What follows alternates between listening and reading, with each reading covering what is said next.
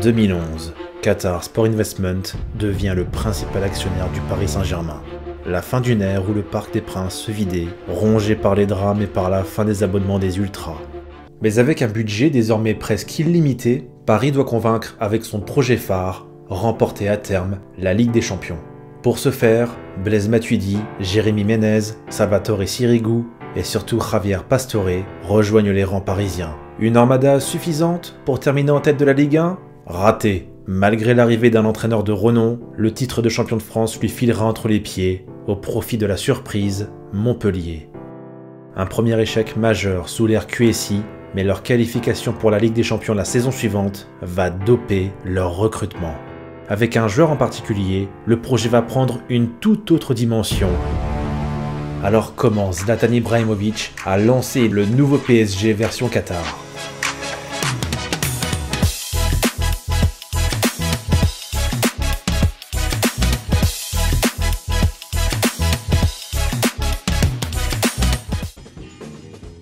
Pour près de 42 millions d'euros, record de Ligue 1 à l'époque, en 2011, Javier Pastore s'affichait comme la première vitrine, la rampe de lancement du projet qatari. Même si le joueur en question a effectivement beaucoup de talent, l'Argentin peinera à justifier le montant astronomique de son transfert pour l'époque, car c'est bien le Brésilien Néné, déjà présent avant l'arrivée du Qatar, qui va déclencher ce début de saison 2011-2012 plutôt correct. Mais un premier couac de taille va relancer les inquiétudes. Une gifle reçue au Vélodrome lors du Classico, 3-0, et qui aurait scellé le sort de l'entraîneur parisien, Antoine Kombouaré, déjà mis en sursis par les Qataris dès leur arrivée. Remercié lors de la trêve hivernale, alors que Paris est pourtant champion d'automne, c'est bien la première fois que ça arrive, mais Kombouaré ne correspondait tout simplement pas depuis le début à l'ambition du Qatar. En tout cas, le nom de son remplaçant annonce la couleur. C'est une véritable star du football de haut niveau qui débarque dans la capitale, Monsieur Carlo Ancelotti, double vainqueur de la Ligue des Champions avec le Grand Milan des années 2000. Je suis ravi d'être ici pour entraîner le Paris Saint-Germain parce que je pense que le PSG c'est un fantastique club. Je peux faire un bon travail. Et dans un français impeccable, ce qui confirme que son arrivée fut prévue déjà depuis un petit moment, Carlo Ancelotti va néanmoins mettre du temps à apprivoiser une Ligue 1 qu'il connaît peu. En effectuant des essais, en donnant notamment plus de temps de jeu à Guillermo Haro, les résultats du PSG sont plus que mitigés. Malgré les renforts en cours de saison de Thiago Motta, Alex et Maxwell, Paris perd la tête du championnat qu'il occupait en janvier. Le titre en Ligue 1 prend donc la direction de la paillade, avec son budget nettement inférieur, Montpellier est champion. Une première catastrophe qui discrédite déjà le projet QSI. Si bien que le propriétaire du club, donc le prince du Qatar, va déjà taper du poing sur la table. Car en terminant dauphin en 2012, Paris retrouve la Ligue des Champions et va enfin pouvoir taper fort sur le marché des transferts. Grâce à ses nombreux contacts en Italie, le directeur sportif Leonardo parvient à attirer Ezequiel Lavezzi, Thiago Silva, et surtout, la star que le club affichera fièrement sur le champ de Mars, le Suédois, Zlatan Ibrahimovic sera le véritable premier souffle du projet QSI. On se dit alors que c'est formidable que Leonardo a réussi à convaincre Zlatan avec brio, sauf que la réalité est un petit peu plus nuancée. Car bien des années plus tard, dans une interview accordée à un média italien, Ibrahimovic révèle ses relations très tendues avec le président milanais Adriano Galliani. Il m'a promis qu'il ne me vendrait pas, mais en été, il m'a expliqué la situation et j'ai été vendu au PSG. Je n'étais plus heureux. Le Milan était alors dans une situation financière très délicate et vendra Ibrahimovic pour, vous allez rire, 21 millions d'euros, et ce contre le gré du géant suédois. Finalement, rien ne pouvait empêcher son arrivée dans la capitale, et cela ne l'a pas empêché de s'amuser une fois arrivé en France. Je ne connais pas bien la Ligue 1, mais la Ligue 1 me connaît bien. Le phénomène Zlatan ne tarde pas à contaminer toute la France, et ce dès son premier match de Ligue 1, mené 2-0 au Parc par Lorient, le néo-attaquant parisien inscrira un doublé pour un résultat final de 2-2. Certes, il n'est pas venu à Paris en courant, mais cela ne doit rien enlever de son incroyable talent et de son professionnalisme. Quand on demande à Ibra de travailler, celui-ci répond toujours présent. Et ça, c'est un côté chez lui qu'on a tendance à oublier.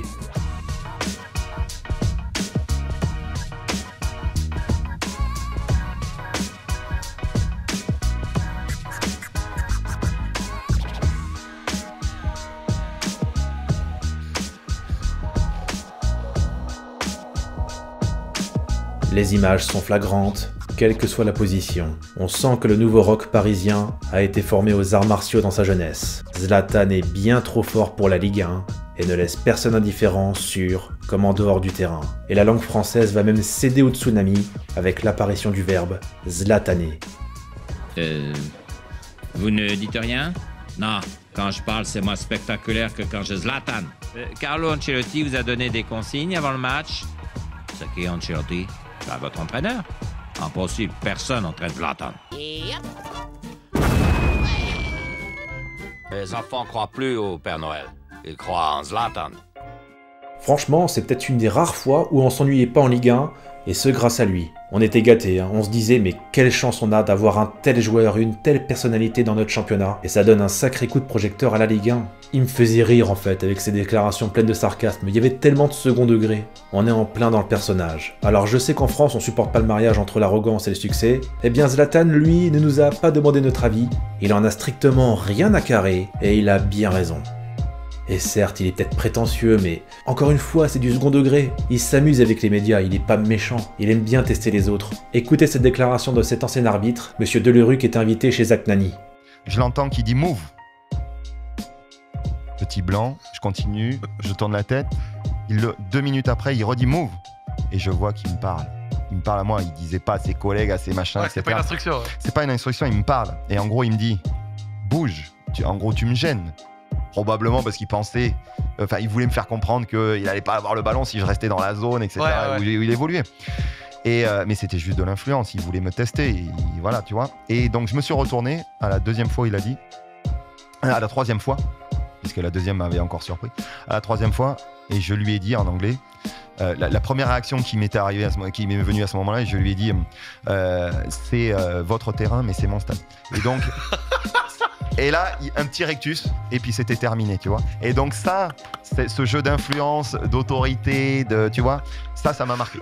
Vous voyez, faut pas prendre ce personnage au pied de la lettre. Mais finalement, tout passe aux oubliettes, car sur le terrain, il est devenu absolument indispensable au Paris Saint-Germain.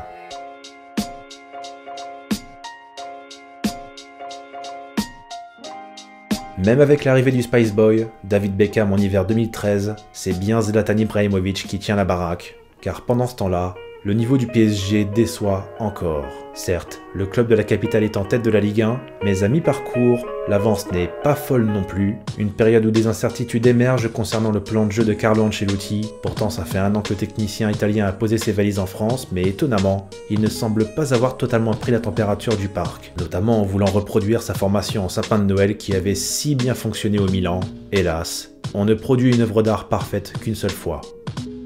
Et comme le contenu n'est pas très flamboyant, eh bien ce PSG s'en remet à ses individualités, à Zlatan bien sûr, mais aussi à son jeune pouce du milieu de terrain, en provenance de Pescara, Marco Verratti, un meneur bas qui oriente par son large volume de jeu, et ses passes longues et courtes, la direction que doit prendre son équipe.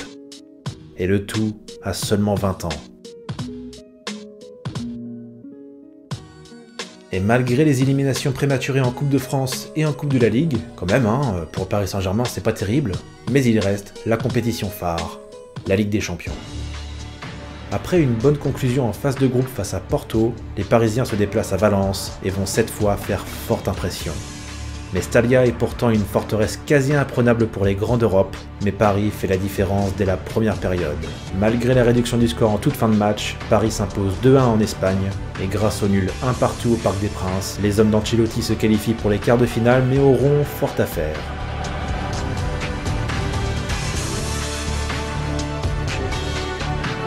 À l'époque, le Barça de Tito Vilanova est sur la lancée de sa période phare sous Guardiola. Avec en plus Fabregas sur le banc, l'effectif des Blaugrana est tout simplement extraordinaire, avec ce double triangle Iniesta-Xavi-Busquets et Messi-Xavi-Iniesta. Et ça c'est une rencontre vraiment très intéressante pour Paris parce que depuis l'arrivée du Qatar, c'est la première fois qu'ils ne partent pas du tout favoris. Je me rappelle personnellement que l'avant-match avait été très long et j'avais vraiment hâte de voir ça. Et dans ce match aller au Parc des Princes, le rythme est intense, la rencontre très agréable. Mais après la demi-heure de jeu, Messi trouve la faille. En seconde période, Zlatan égalise, Paris pousse pour aller chercher la victoire, mais Xavi obtient un penalty en toute fin de rencontre. Heureusement, ce PSG-là est plein de caractère et Blaise Matuidi égalise dans le temps additionnel. Score final 2 partout dans ce match aller, certes 2 buts encaissés à domicile, mais qu'importe. Paris peut être fier d'avoir tenu tête à ce qui se faisait de mieux en Europe sur les 5 dernières années. Et au match retour, au Camp Nou, coup de théâtre, Messi est blessé et les Catalans débutent sans leur maître à jouer. Le Barça va donc évoluer avec Fabregas en pointe basse et sans Messi en face, il y a peut-être un coup à faire. Effectivement, sans Messi, ce n'est plus du tout la même musique, si bien qu'en seconde période, Pastore montre la voie. Pastore poursuivi par Dani Alves, la frappe de Bigos. Oui, pour l'instant, 5e minute de cette seconde période, on va le dire tout doucement, Franck. Paris est qualifié. Mais problème, Messi entre en jeu et vient décomplexer un Barça hors de forme.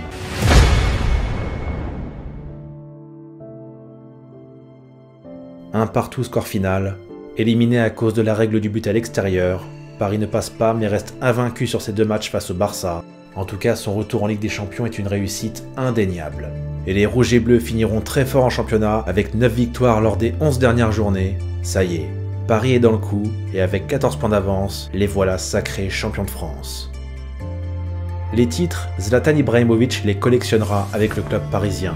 Et ses performances parlent pour lui. 35 buts inscrits et 15 passes décisives en 45 apparitions dès sa première saison. En été 2013, l'arrivée d'Edinson Cavani pour 64 millions d'euros va encore propulser Paris vers les hauteurs, même si certains prétendent qu'Ibra et Cavani ne sont pas compatibles, bien que les stats indiquent qu'il y a beaucoup de passes entre les deux. D'ailleurs, moi je pense que sans Zlatan, la première saison de Cavani ne serait pas aussi efficace. J'en suis absolument convaincu, je suis sûr que c'est Zlatan qui le faisait bien jouer. Après, c'est sûr que quand tu as 2 attaquants qui sont habitués à soigner leurs statistiques, et que Zlatan est déjà bien intégré dans ce club, eh bien pour Cavani qui avait l'habitude de planter plus de 20 buts par saison avec le Napoli, c'est plus compliqué. Mais pour autant, les stats de l'Uruguayen ne sont pas mauvaises, celui-ci est critiqué pour son manque d'efficacité, mais tant que Zlatan est là, Edinson restera toujours dans l'ombre du Suédois. Mais au fil du temps, la réputation d'Ibra va en prendre pour son grade. D'abord par quelques sorties médiatiques, qui agacent les supporters historiques du Paris Saint-Germain. Ils en demandent beaucoup. Et c'est étrange par rapport à ce qu'il y avait avant. Avant ici, il n'y avait rien. Mais ce n'est rien à côté de cette sortie qui va faire couler beaucoup d'encre et faire chuter sa cote de popularité.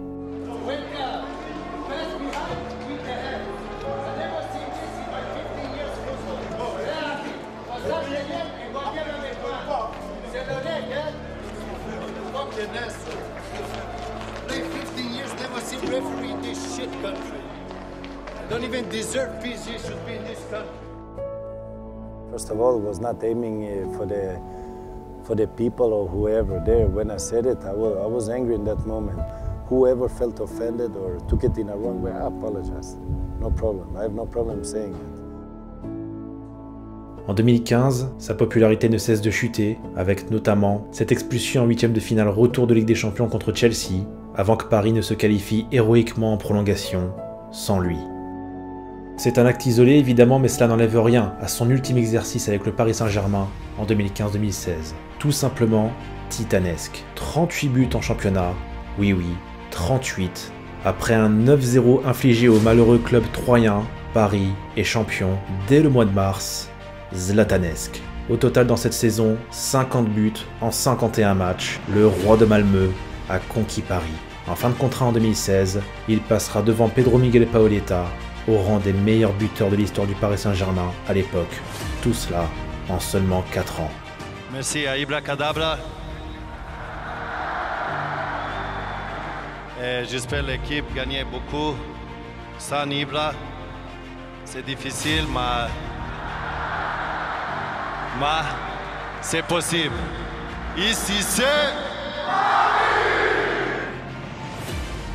Oui, on peut ne pas apprécier le personnage, je vous le concède, mais Zlatan et ses Zlataneries ont fait de lui une tête de gondole de ce nouveau Paris Saint-Germain. C'est lui qui a lancé ce projet fou sur le terrain.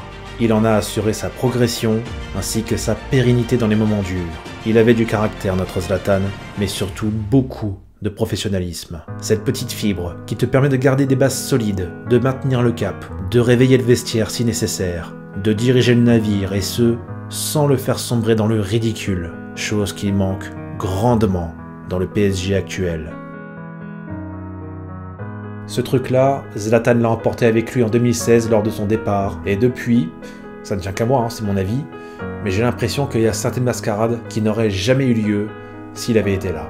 Dites-moi en commentaire ce que vous en pensez les footeux. Bon, alors vous avez certainement remarqué que je suis passé très vite sur la période après Ancelotti. Je voulais avant tout me concentrer sur le passage de Zlatan Ibrahimovic, car je trouve qu'on minimise un petit peu son apport durant ces 4 années au Paris Saint-Germain. Donc c'était juste histoire de remettre les pendules à l'heure, mais rassurez-vous, dès la semaine prochaine, on parlera en détail du départ inattendu de Carlo Ancelotti en 2013, qui débouchera sur, vous vous rappelez, hein, le 11e choix d'entraîneur, la période de Lolo White.